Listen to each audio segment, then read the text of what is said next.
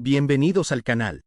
Hoy exploraremos la genealogía, el origen y la distribución del búfalo de agua en el mundo.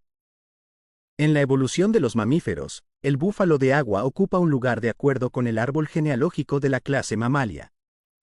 Dentro de la clase Mammalia se ubican un grupo de animales mayores en dos órdenes a saber.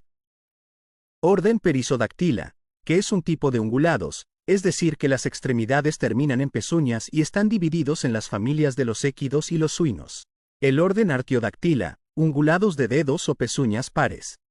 Este orden está dividido en familias como los Camelidae, los que agrupan a un número grande de especies tales como los camellos, los dromedarios, la llama, la alpaca, el guanaco y la vicuña.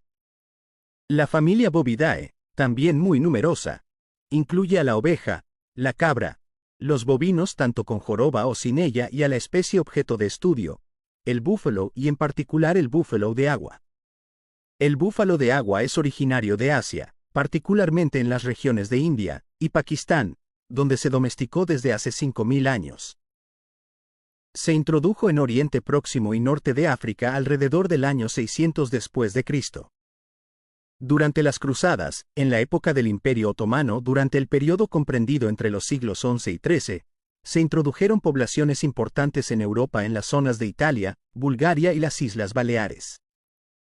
Se ha documentado su llegada a Australia en el siglo XIX. Por último, procedentes de Indochina, la especie se introdujo en el continente americano en Guyana Francesa en 1895 y desde aquí se exportaron lotes de animales hacia Surinam y Brasil para ser utilizados en las plantaciones de caña de azúcar para el tiro durante la cosecha de esta planta. Posteriormente, se introdujeron búfalos en Brasil desde las islas de Trinidad y Tobago y de Java, así como de la India. Actualmente el búfalo de agua se encuentra en pleno desarrollo en el continente americano, principalmente en México, país donde se introdujo recientemente. Esperamos que le haya sido útil el contenido de este video.